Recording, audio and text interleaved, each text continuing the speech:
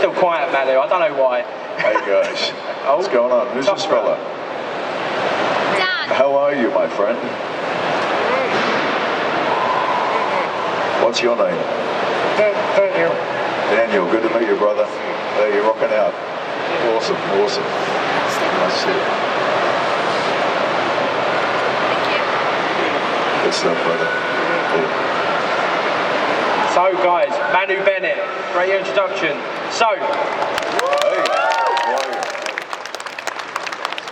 so how are you, man? All good?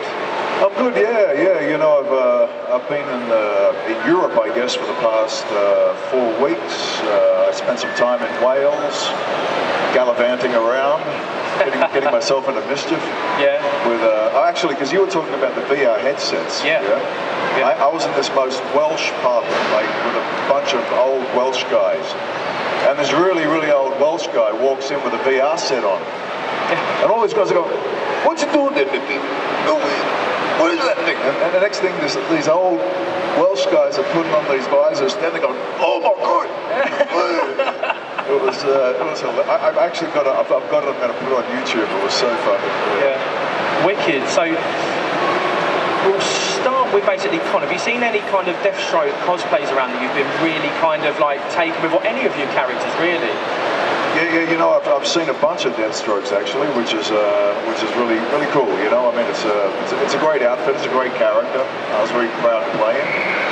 I know Joe Manganiello is going to be reprising the role now in the film, and Joe's a friend of mine, so it's going to be interesting to see how he goes. Well, no, I was about to say, like, was you ever approached beforehand to do that off of Joe, or before Joe, should I say, or did he ring you up and go, you know, is there anything you can tell me about Slade that maybe I've not read in the material that I've been given? No. We haven't had that discussion. I met Joe. It's funny because I was at San Diego Comic-Con in America, and I went to a party. I think it was for HBO. They had a private party, and at that party, I sat down and I talked to Joe Manganiello for about an hour, and then I got up and I went and talked to Andy Serkis for about an hour. And within the next 2 years, I'd done motion capture and literally stepped into the shoes of Andy Serkis, and now Joe Manganiello's stepping into the Deathstroke suit. Yeah, that's it. You know, it's funny how this little bubble of time, in the space of 2 hours, the three of us were having this little conversation, and since then there's been this exchange of titles. Yeah. So obviously with Arrow, you play Slade Wilson, like we've just touched on Deathstroke. Did you do what kind of research did you do going into that role? Did you get offered any materials to do, or did you go off and do it yourself? For Deathstroke? Yeah, for Deathstroke. When I auditioned for the role of Slade Wilson, it wasn't called Slade Wilson at the audition. They were trying to hide the character information so that it wouldn't leak out. Literally, this is a funny story. I was actually in Kuwait. I was visiting the U.S. military on a USO tour, and I happened to meet a bunch of special forces guys, and I kind of got up in front of these bunch of special forces guys, and I said, who's like the badass? Like, who's like the Rambo out of your group? Like, who's seen the most action, been in the thick of it? And there was this bald guy called Knight. Come up here, brother. Come up, go on. You know, and honestly, he looked really conspicuous. You know, he was a little younger than you, I think, but he was still bald. And this guy Knight came out, and I said to him, "Wow, I just want to shake your hand and feel your energy. And wow, obviously you've been in the thick of war, and I played a gladiator and Spartacus, but I really have no idea about the thick of war. So hopefully I'm sort of absorbing something from you now." And then I said to him, "Listen, like, can you show me something that special forces guys do? Like when you go into stealth mode into villages, and the dogs are barking, and I know the snipers have to shoot the dogs, and then the guys come in and it's hand-to-hand stuff. Like, what's something that you do?" And in front of all of these soldiers at Camp Arafjan, I think I was in Kuwait, this guy grabbed me in a chokehold like this. And I started blanking out immediately. And I was kind of embarrassed because I was in front of all of these soldiers and they'd all been coming up going, oh, we love Crixus, we love Crixus. And all of a sudden this guy, Knight, was going, I'm going to show you guys that this guy's just an actor. Right? Oh, yeah. He's not really choking me. It's okay. It's okay. Anyway, so this guy was grabbing me like this. And I grabbed him by the balls as hard as I could. And I was like, I won't really do it. Sorry, kids. Just do that old him again. And I'm just, and finally he let me go, but I was like, you know, and the thing is when I was sort of grabbing him, he said to me really gently in my ear, he just went, relax. And I was like, and then I came up and he was kind of laughing, and I sort of looked at these soldiers and I was like, what the hell? And I said, oh yeah, thanks man, thank you. Anyway, you can sit down for thanks for that. Well, round of applause everyone. But literally I became friends with Knight, and Knight drove me around for the next 2 days when I was in Kuwait, and he actually dropped me off at the airport. And one of the issues that I faced when I was in Kuwait is I had a really bad jet lag because I'd flown from New Zealand to Kuwait. And when I was there, I was meeting so many people, but I had very little energy. So Knight started giving me these 8-hour energy drinks. Wow. Well, the military actually keep them in their kit now. If they're caught in like, this speaker keeps on going out, guys. I don't know what's your word. But anyway, they basically carry these things around, so if they're in firefights, like if you're caught like, you know, surrounded and you're fighting for 12 hours, you can't doze off. So they've got these as an emergency thing. And when we got to the airport and he said goodbye to me, for some reason he pulled this 8-hour energy drink out and he said, here, something to remember me by. Just this little shot. And I took it and I was like, thanks, brother. I'll remember you, you know. I left and I went to Los Angeles, and I only had 48 hours in Los Angeles before I had to go back for the Hobbit premiere in Wellington.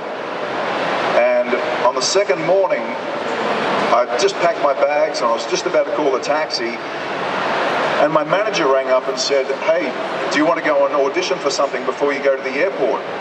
And I was like, what? And she said, this show called Arrow. And I was like, oh, Stephen Amell's in that. And you know how I knew Stephen Amell? Stephen Amell was one of the 3 actors who came to New Zealand to audition for Spartacus when Andy Whitfield had to be replaced. So it was Liam McIntyre, it was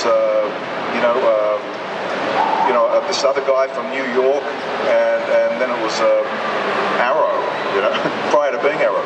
But in any case, I went along to this audition, and I was actually still feeling really badly jet lagged, and I didn't think that I had the energy to go in and perform well. And I was going, oh man, I don't know how to wake up. And then all of a sudden I realized Knight gave me this 8-hour energy drink. And so I went out of my suitcase and I dug it out and I popped this thing.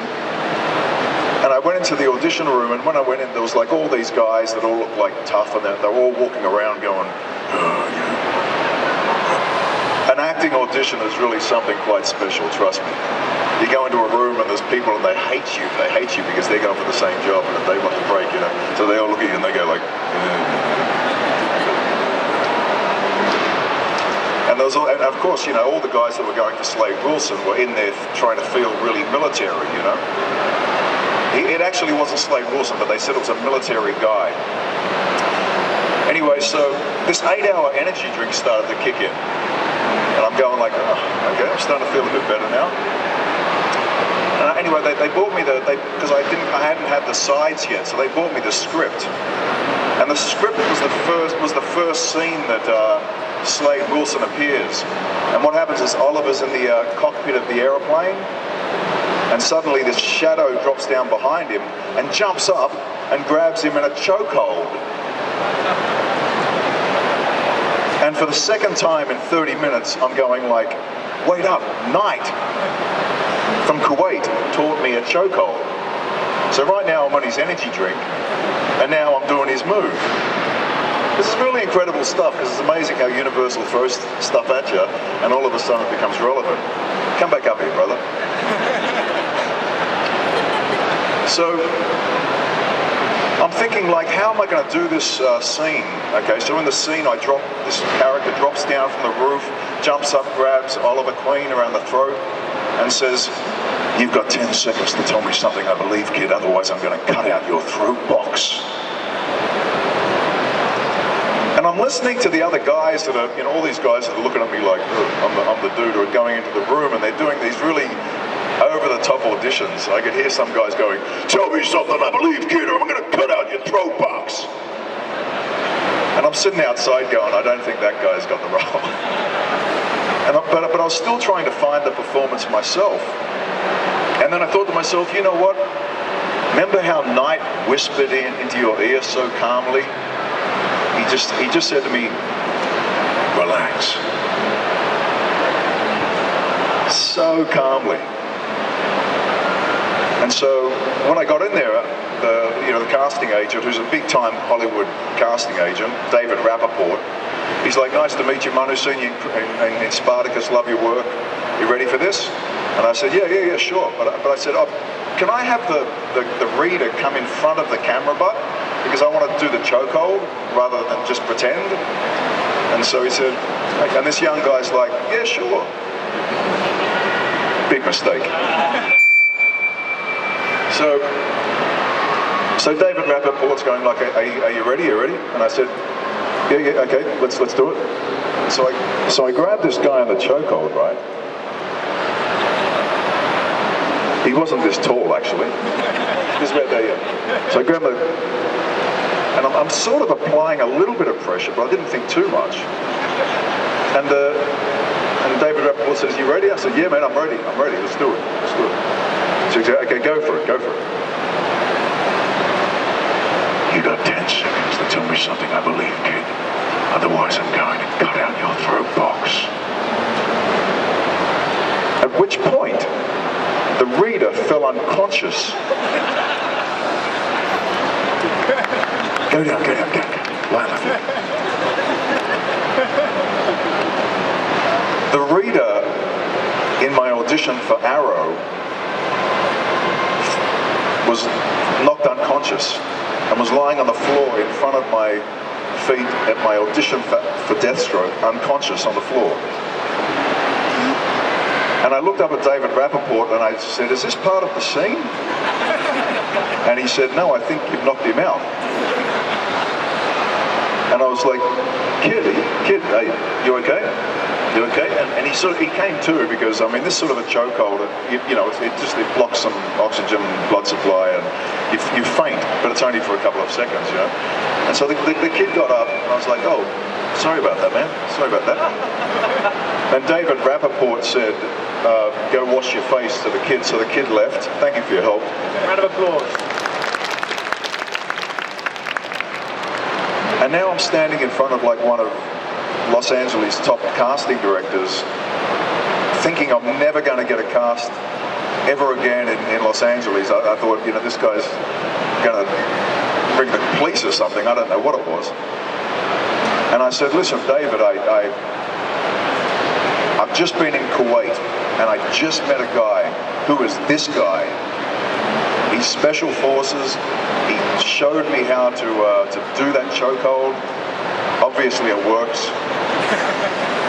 He gave me an 8-hour energy drink. I had such bad jet lag that I feel like the energy of a soldier right now that has to stay awake, that has to perform. And I've come in here putting everything I possibly could into this role. And I'm sorry about that, but I've brought the guy into this room with me."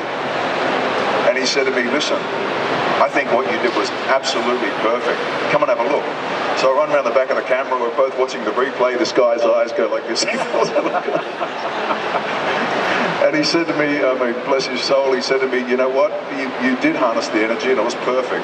And I think you're up for a good shot at this role. So I flew all the way to New Zealand and got to the Hobbit premiere, and then the next morning after the Hobbit premiere in Wellington, New Zealand, I got a phone call and they said I had to be on a plane on Thursday to fly to Vancouver.